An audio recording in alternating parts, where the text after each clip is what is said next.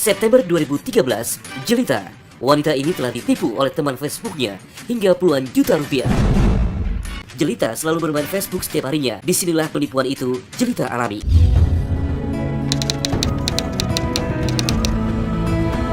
Mas, aku berangkat dulu. Dengan terburu-buru, Jelita pun bergegas menuju tempat kerjanya. Pak, bukain pintu dong. Pak, aku bisa masuk ya Pak ya? Aku baru telat 5 menit kok Pak, bisa ya Pak ya? Tidak bisa. Ini pelaturannya, kamu tahu kan pelaturannya seperti apa. Jadi kalau lambat tidak bisa masuk. Silahkan pulang saja.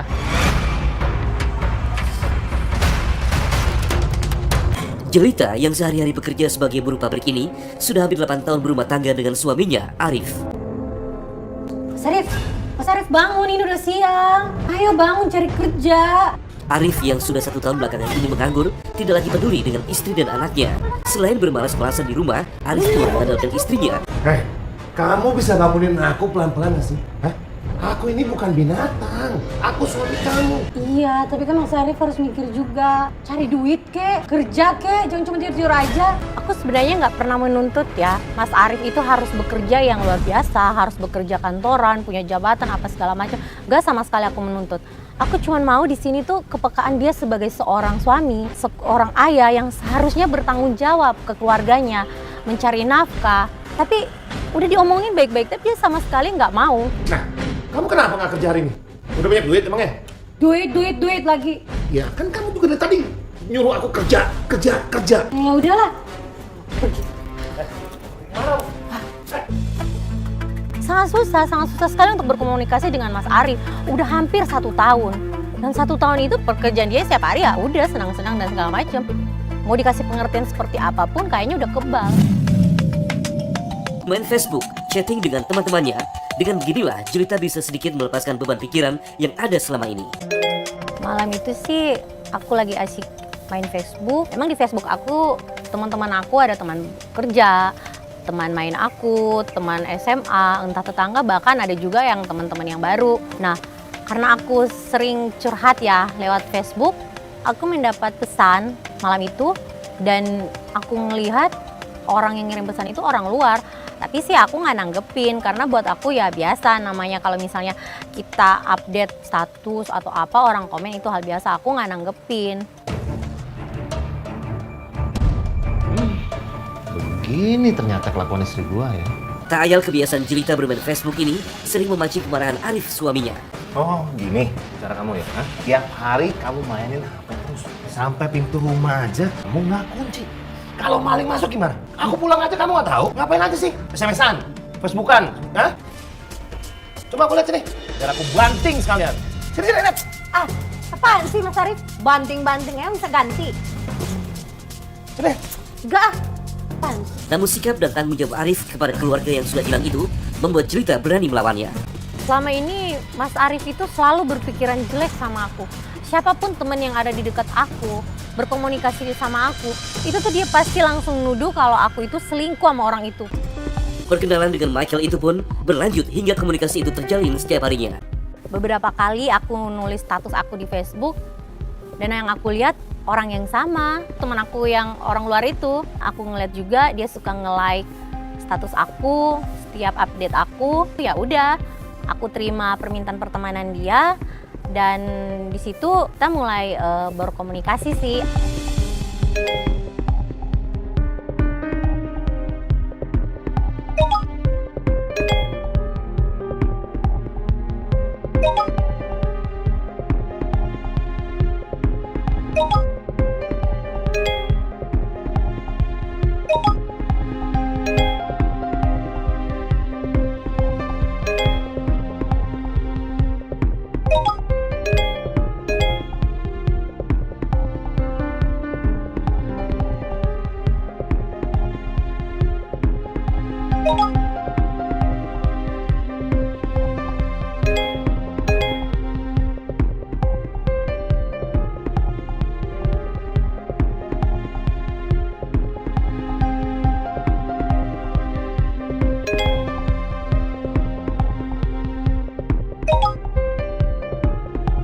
Jelita pun semakin asik chatting dengan Michael. Bahkan kehadiran amarah sahabatnya malah membuat Jelita emosi. Kita Asik banget nih kayaknya. Siapa sih? Ih, Amara apaan sih? Kamu tahu nggak? Ganggu kesenangan orang itu nggak baik. Dan aku perhatiin setiap kalau aku online itu, pasti teman aku yang bule itu online juga. Dan setiap saat itu kalau aku buat status atau apapun, pasti dikomen sama dia. Kamu tau nggak? Sekarang kalau misalnya berhubungan sama orang di Facebook, Twitter atau sosial media harus hati-hati. Kamu nggak ngeri apa? Ada pembunuhan, pemerkosaan dan lain-lain. Gita, Amara, kamu kalau kesini cuma datang ceramah dan nasihatin aku, mending nggak usah deh. Kalau aku lihat dari obrolannya teman aku ini sih, dia emang beda ya, beda sama yang lain. Dia mungkin lebih sopan, dia lebih bahasanya itu sangat santun sekali. ngomong-ngomong, gimana kabar Arif? Hubungan kalian gimana? Baik-baik aja kan? Maksud kamu apaan? Kamu kesini cuma nanya rumah tangga aku sama Arif. Dengar ya Amara, meskipun kamu teman baik Arif, kamu jangan masuk campur urusan rumah tangga aku sama Arif, ngerti? Arif yang selama ini mencurigai Jelita selingkuh, walaupun tidak terbiasa menjemput, tapi sore itu sengaja pergi untuk menjemput Jelita. Sekaligus ingin mengetahui apa yang ia tuduhkan itu benar adanya. Lama banget sih angkot. Buru amat sih. Kang Ujang, iya. Mau bareng nggak? Langsung kita sana. Udah ya Kang, kasih. Beneran? Iya. Udah kalau gitu. Beneran ya? Kang Ujang, udah deh bareng. Ayo. Gita, bentar.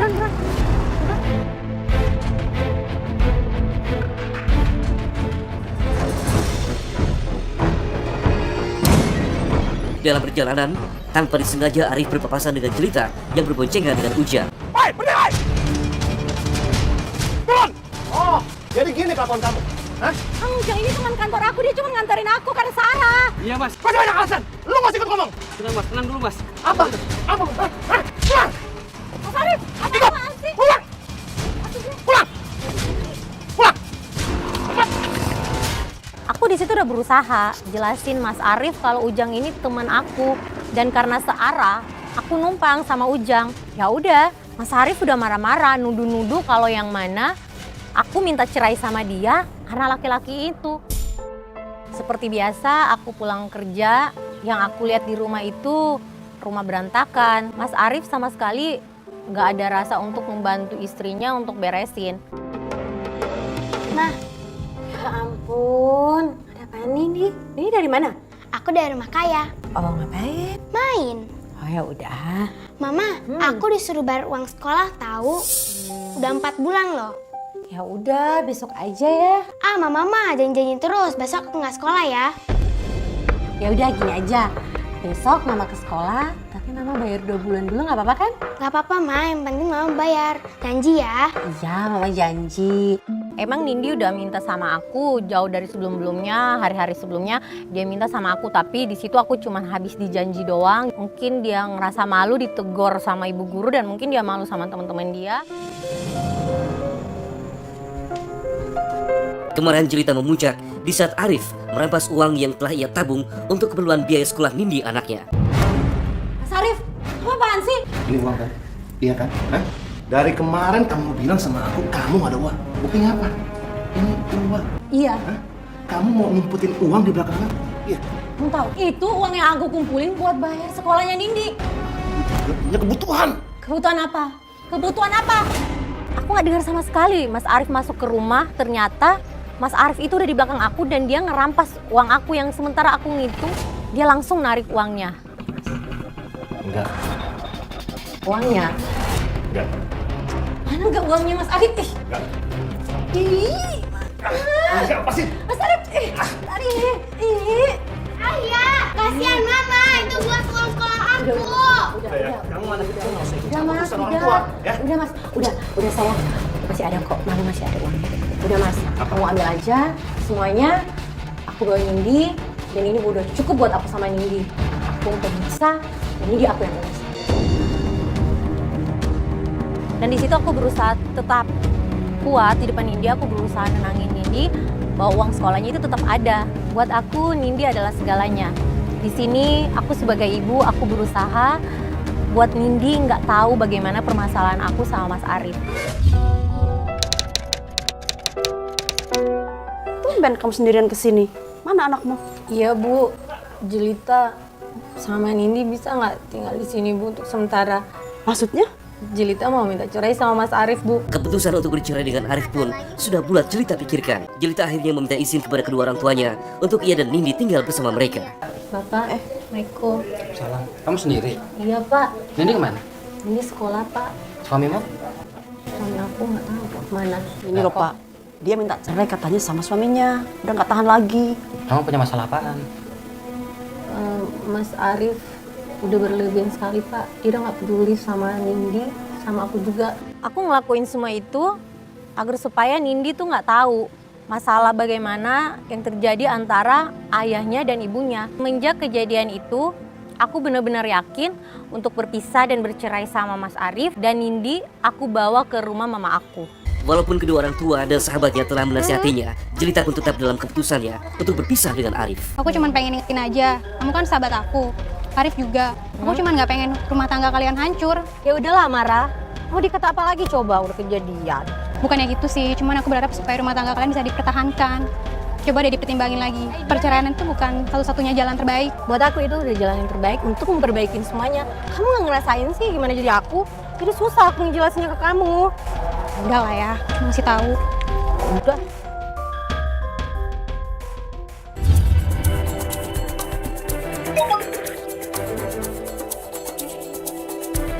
Sejak tinggal di rumah orang tuanya, Jelita semakin bebas untuk bermain Facebook. Hubungannya bersama Michael pun semakin dekat. Kata-kata manis dan perhatian Michael yang setiap saat itu telah membuat Jelita jatuh hati hingga ia menerima cinta Michael.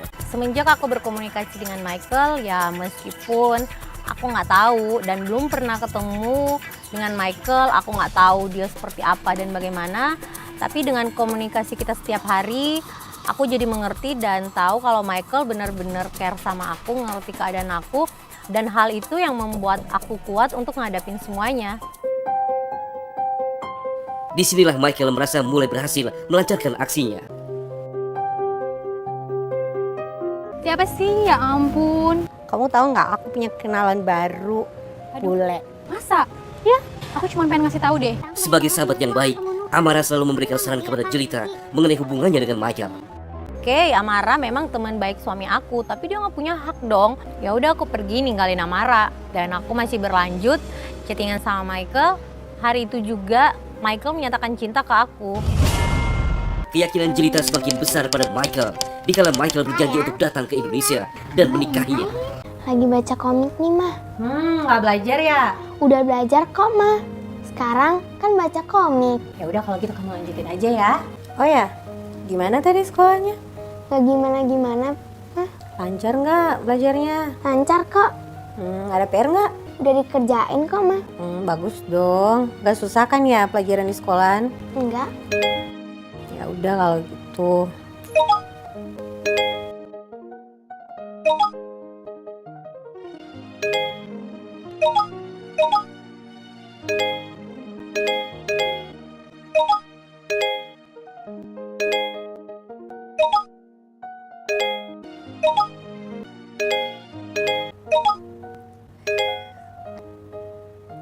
Semenjak jadian sama Michael, aku jadi intens banget. Setiap hari, setiap saat aku chattingan sama dia. Aku seneng sih, seneng. Aku merasa dia orang yang tepat untuk aku, untuk anak aku. Bahkan aku merasa dia orang yang tepat untuk menggantikan Mas Arif sebagai suami aku dan sebagai ayah buat Nindi. Di siang itulah Michael memberitahukan kepada Jelita jika 2 hari lagi Michael akan sampai di Indonesia dan meminta Jelita untuk menjemputnya di bandara.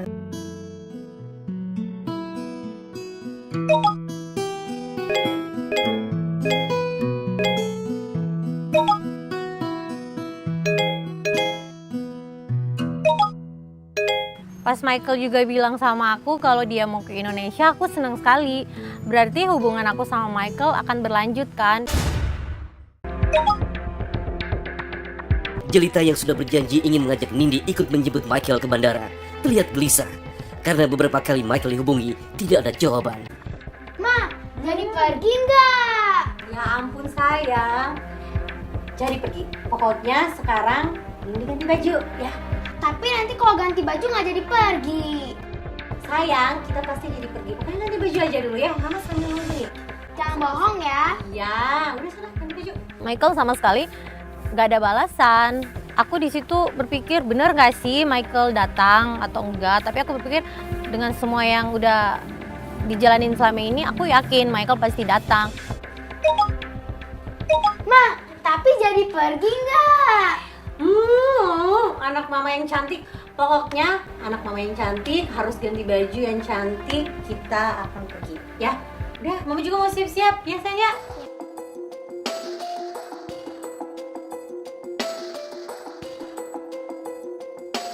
Pas aku selesai dandan dan aku dengar ada bunyi balasan chat di Facebook aku seneng banget.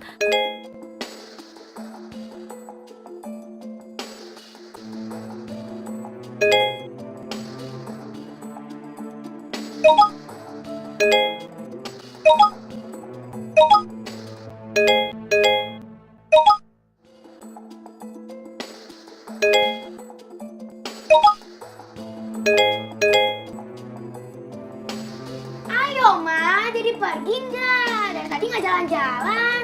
Iya sebentar. Ayo Ma, cepetan. Iya nih sebentar. Ayo Ma, nggak jadi ya? Jadi kok jadi bentar ya. Ma, ayo Ma, jadi pergi nggak? Ya ampun sayang, ini belum ganti baju. Mau pergi. Mama sendiri juga belum ganti baju.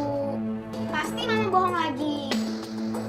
Iya, kita pasti jadi pergi. Kamu jadi bunyi sayangnya. Kamu sendiri.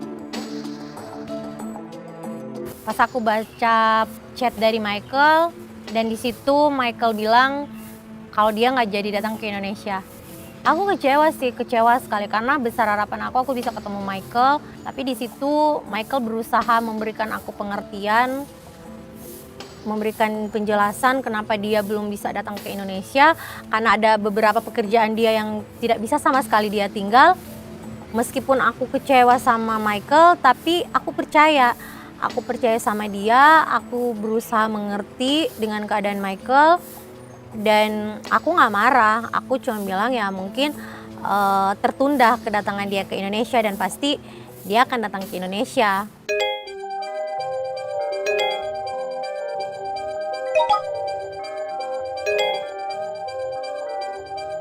Nindi, Iya Ma. sini sayang.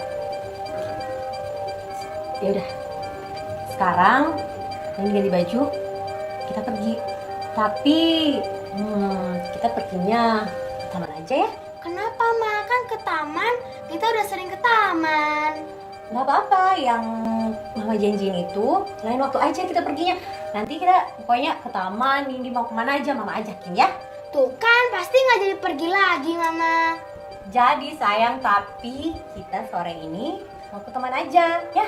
Loh kok ke taman sih Ma? Kan biasanya udah ke taman. Udah, pokoknya ke tempat yang mama janjiin ke Nindi lain kali aja ya. Nggak ama, nggak usah. Nggak usah. Nindi. 2 hari kemudian benar apa yang telah dijanjikan oleh Michael.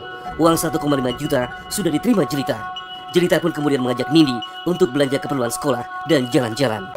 Aku senang sekali melihat keceriaan di muka anak aku Nindi. Dia bisa beli keperluan sekolah dia, apa yang dia inginkan. Dia bisa main, dia bisa tertawa lepas. Aku bahagia, aku senang. Dan di situ aku lebih yakin yang mana kalau Michael itu benar-benar serius sama aku.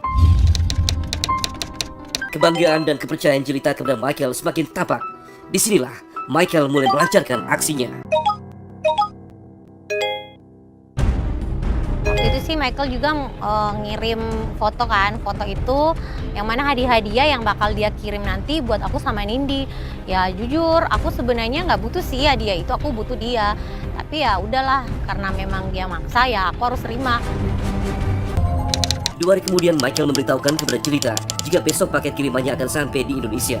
Dan ada petugas kargo bernama Pedro yang akan menghubungi Jelita.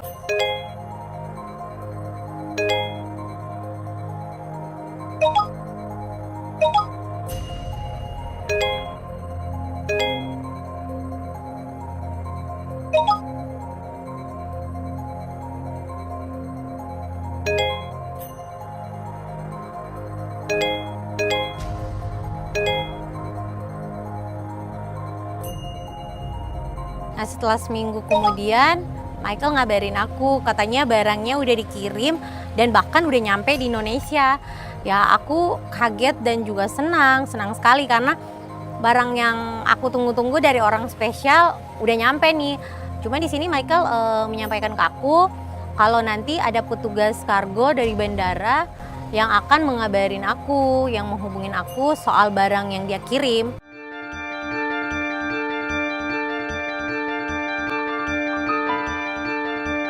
Pagi harinya di saat Jelita berangkat kerja, Jelita mendapat telepon dari Pedro, seorang petugas kargo yang mengurusi pengiriman barang dari Michael.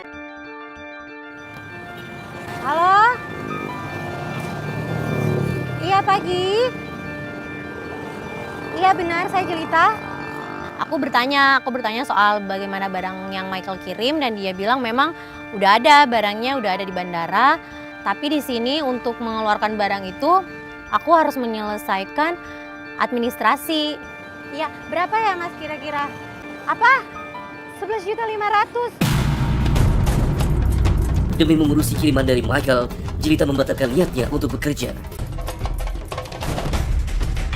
Walaupun sempat terlihat panik dan kebingungan, Jelita berusaha tenang untuk mencari uang guna mengurus biaya administrasi yang diminta oleh Pedro. Tanpa berpikir panjang, Jelita pun menjual semua perhiasan yang ia punyai. Setelah aku udah jual kalung dan pinjam-pinjam uang, totalnya itu cuma 6 juta. Nah akhirnya aku ngubungin si Mas Pedro itu. Aku bilang sama dia kalau aku cuma dapat uang 6 juta.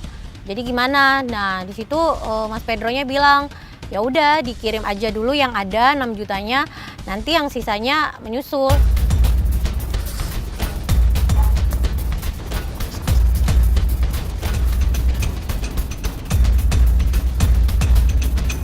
Dalam keadaan bingung, Jelita mencoba menghubungi Amara, sahabatnya, untuk meminjam uang.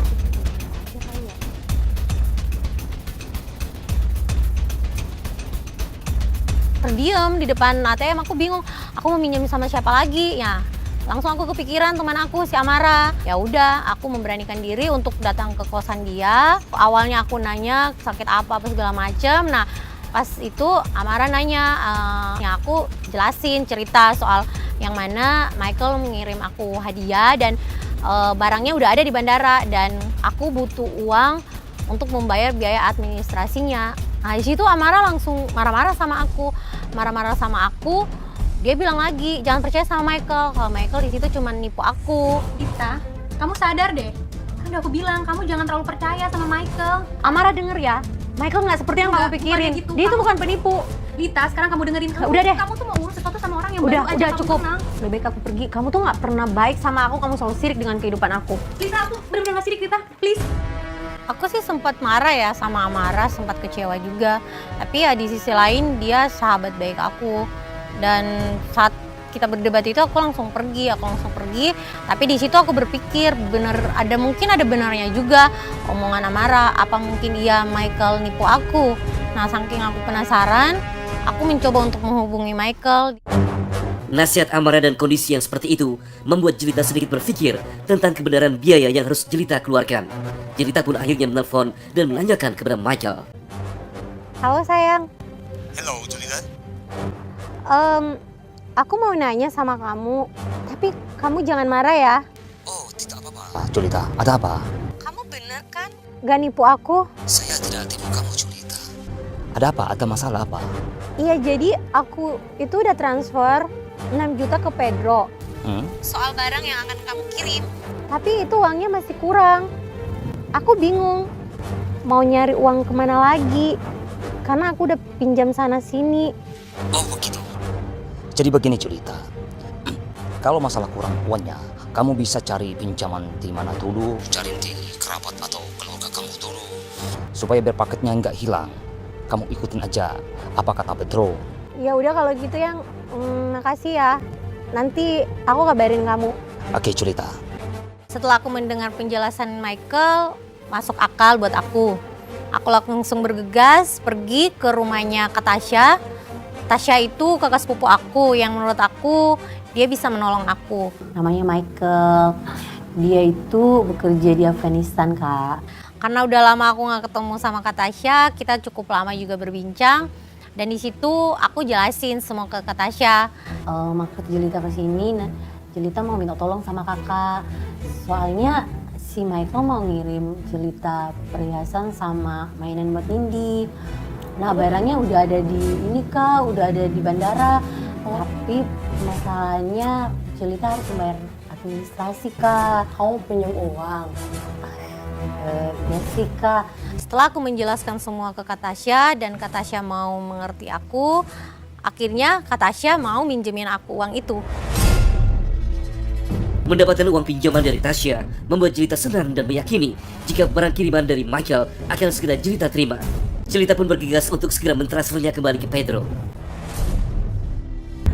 Harapan itu seakan hilang ketika Jelita yang sedang menunggu paketan yang datang tiba-tiba mendengar kabar dari Pedro bahwa Jelita harus membayar asuransi sebesar 35 juta untuk bisa menerima barang tersebut. Bu, iya.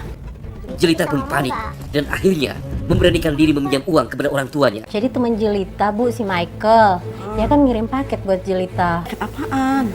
Katanya sih perhiasan sama mainan Bu buat Nindi. Terus? Ya, Jelita mau pinjam uang sama ibu buat ngambil barangnya. Emang butuhnya berapa? 35 juta Bu. Hah? 35 juta? Yang awalnya sih ibu sama bapakku nggak setuju, nggak suka gitu kan. Karena mereka berpikir ini cuma sebuah penipuan. Ya tapi setelah aku memberikan pengertian ke mereka, akhirnya mereka membantu aku. Ya udah Pak, pakai gelang sama kalung ibu aja dijual. Ya udah, serah ibu. Emang aku tahu sih orang tua aku nggak punya uang sebanyak itu.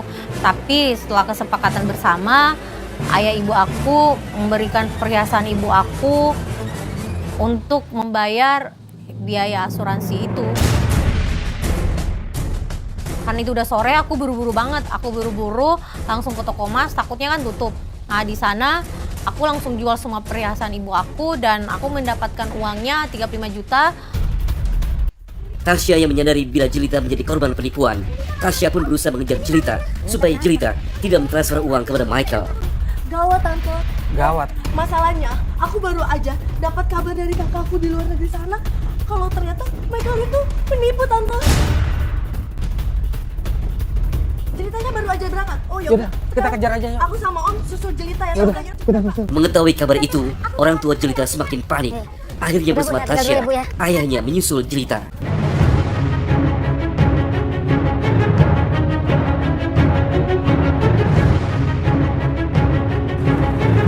Bapak, Kak Tasya, ngapain? Nih, kamu lihat nih. Kamu lihat, ini aku dapat SMS dari kakak aku. Ternyata Michael itu adalah penipu Tasya. Mana barangnya? Barang apaan sih, Pak? Barang ibumu yang kamu bawa tadi. Udah Jelita jual. Kamu sadar dong. Ih, Kak Tasya, Michael itu nggak kayak gitu. Asal Kak Tasya sama Bapak tahu ya, Michael itu orang baik sama aku, sama Nindi. Seperti orang yang sudah terhipnotis, Jelita pun tidak menyadari bahwa itu adalah akal-akal Michael dan komplotannya. Berapa uang yang Jelita pinjam sama Kak Tasya, uang yang Jelita pinjam sama Bapak sama Ibu, besok Jelita ganti 2 kali lipat. Kamu tuh keras kepala banget ya, Jelita. Jelita masih meyakini jika apa yang telah dikatakan Michael itu adalah benar dan Michael tidak akan pernah membohonginya. Dan aku senang sekali barang itu yang Michael janjiin ke aku sama Nindi akhirnya benar-benar sampai.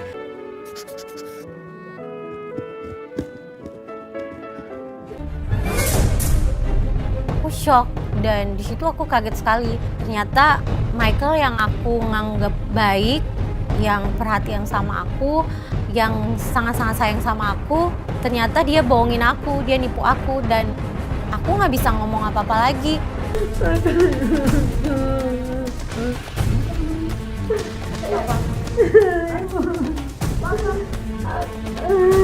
Ini barang Michael, Bu. Aku ditipu. Apa? Kamu ditipu? Aku benar-benar menyesal. Menyesal karena dari awal aku nggak mendengar apa nasihat orang tua aku, kakak aku, teman-teman baik aku. Aku lebih percaya sama orang yang baru aku kenal di Facebook. Ya, ini jadi pelajaran hidup buat aku dan aku berharap di luar sana gak ada lagi orang lain yang merasakan hal yang sama seperti aku rasain saat ini. Dari serangkaian pola yang dilakukan oleh si pelaku ini, Ini sepertinya sebuah modus atau usaha penipuan atau cybercrime yang memang sudah terorganisir. Kembali lagi, biasanya pelaku-pelaku kejahatan cybercrime atau internet ini sudah mempelajari lagi karakteristik orang-orang yang bisa diperdaya. Bahkan mungkin mereka sudah membaca ciri-ciri kepribadian yang mudah diperdaya. Salah satunya itu tadi, dia sudah mengenali bahwa orang-orang yang sering mengupdate statusnya ini biasanya orang-orang yang memang butuh perhatian. Karakteristik si jelita ini karakteristik yang mudah dipengaruhi. Dalam memanfaatkan atau menggunakan media sosial, sebaiknya kita bisa menggunakan media tersebut dengan cara yang pintar. Misalnya, tidak melulu mengupdate, meng-share masalah pribadi kita. Dan sebaiknya bisa memilih mana ya yang bisa di-share, mana yang tidak. Jangan mudah percaya dan teliti lebih dulu jika Anda mendapatkan tawaran pertemanan baru. Kalau memang tidak ada mutual friend-nya dan tidak ada hubungan dalam yang memungkinkan entah dalam pekerjaan dan sebagainya, mungkin lebih baik ditinjau ulang lagi ini mau diterima jadi teman atau enggak.